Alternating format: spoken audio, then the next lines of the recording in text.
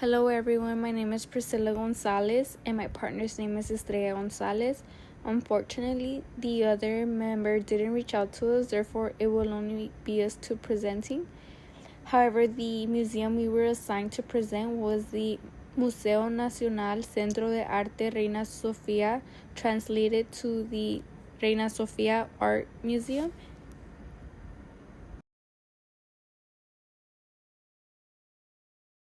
Hello everybody, my name is Estrella Gonzalez and my partner is Priscilla Gonzalez. Unfortunately, we had no contact from our other partner, therefore it would only be me and Priscilla giving this presentation. Now, the museum that we were assigned to is Museo Nacional Centro de Arte Reina Sofía, translating Museum of Reina Sofía Art.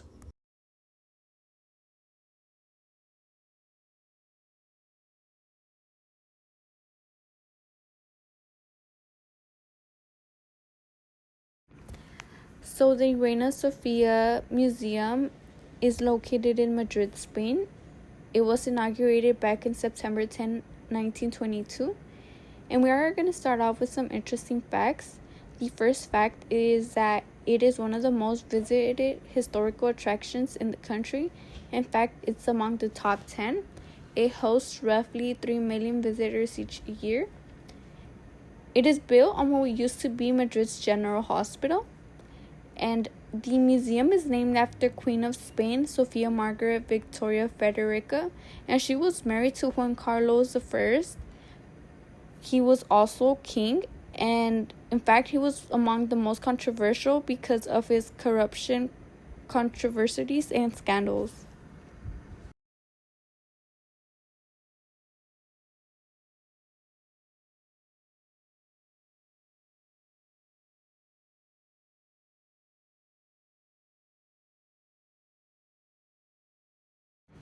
So the founder of the museum is Juan Carlos I. He was born on January 5th, 1949 in Rome, Italy. He first became king of Spain in 1975, then later marrying his wife Sofía, and actually he named the museum after his wife because his wife loved art and the cultural and traditional meaning these art pieces represent, and that was his way of honoring his love for her. And the museum was inaugurated in September 10, 1992, but unfortunately, due to numerous corruption scandals, he was pronounced abdicated as he failed to fulfill throne responsibilities and was dismissed from his king position.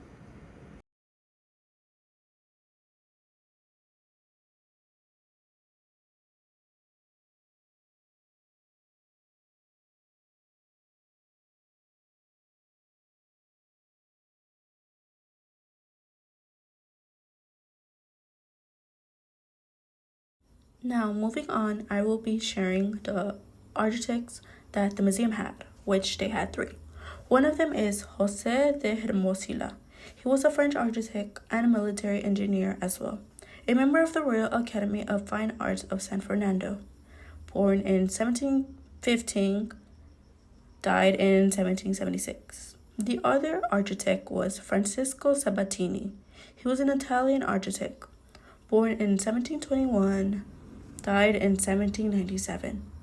And lastly, the last architect was Jean Nouvel, a French architect, founding member of the Mars 1976 and a Syndicate d'Architecture.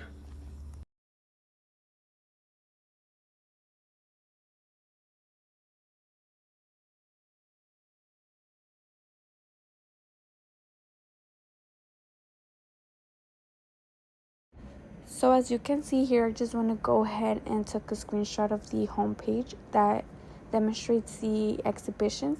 As you can see here, there are many current and old exhibitions. However, there is a variety with different themes, different cultural representations, meanings. They go from popular art to aesthetic revolution to more of a modern contemporary theme. So overall, these exhibitions focus on the identification, display, and interpretation of collective art pieces that are put out for display so the audience can go ahead and admire and honor the masterpieces.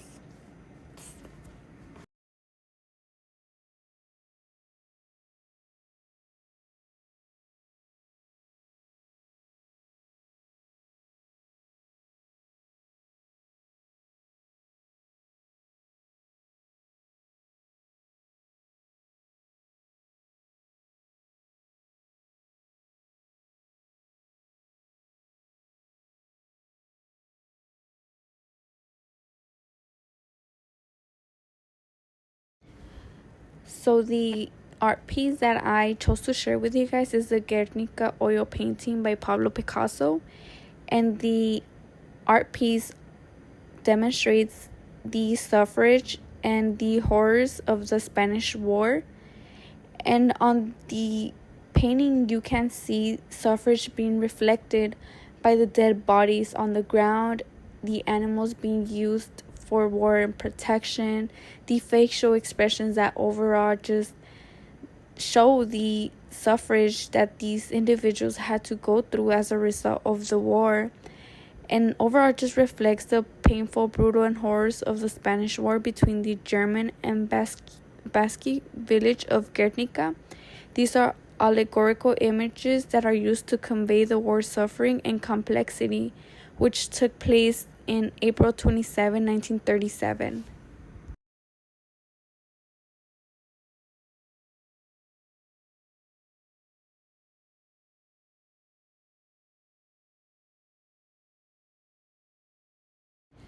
So the other art piece I chose to cover is the Musician's Table by Jose Victoriano Perez Gonzalez, known as Juan Gris.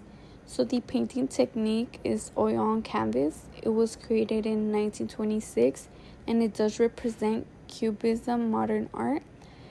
And this painting overall depicts the love for music, the inclusion of instruments through geometric reconfiguration and visual fragmentations, which symbolize his Cubism characteristics.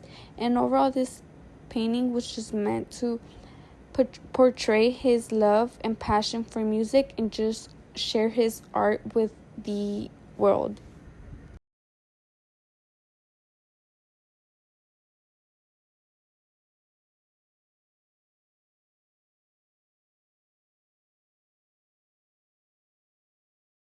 Now, moving on, I will be sharing you guys the collections the museum has.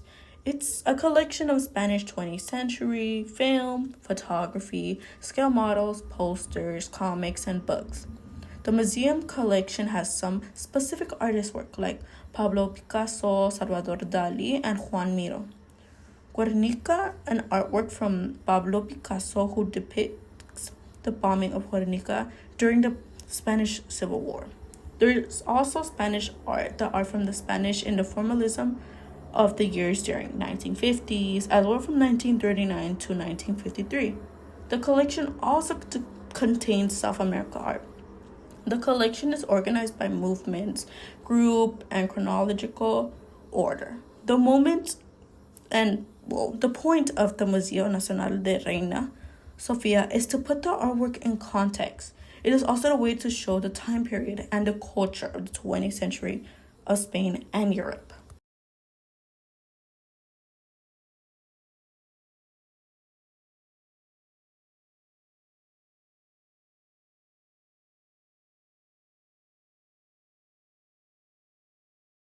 Now, moving on to one of the artworks I decided to choose is a photography created by Ignacio Abali, which is called Les meves mans després de tocar cosas brutes, meaning my hands after holding dirty things. It was created in Barcelona in Spain, 2015. The meaning behind this photography captures a common phrase, to get your hands dirty, but it also serves as a reference to the misuse of power. The dirt on the hands is open to many interpretations, from the reference of manual work to everything unclean that can be detected in today's society, meaning how people would do anything in order to get a hold of power. which is a reference as getting your hands dirty.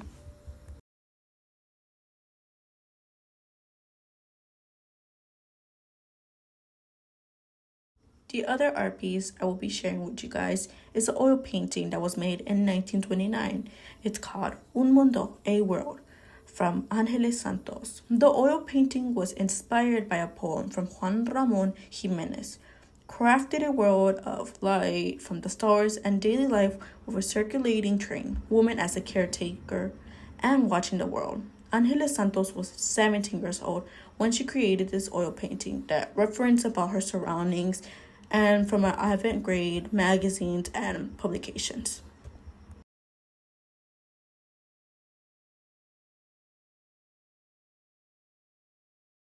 So this is the end of our presentation. We want to go ahead and insert the website information by adding the direct link to the museum, and we also included this 2-minute video that we will go ahead and play after. This is just kind of like a tour and summary of what we just went over, and we just want to go ahead and thank all of you guys for listening and viewing our presentation. We hope you enjoyed.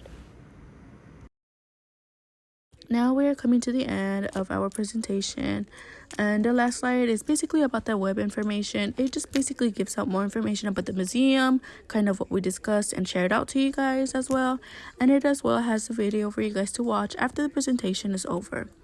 And overall, I just want to say thank you for everybody for listening and for looking at our presentation, as well as I want to say thank you to my partner Priscilla, and well, have a good day everybody, and thank you.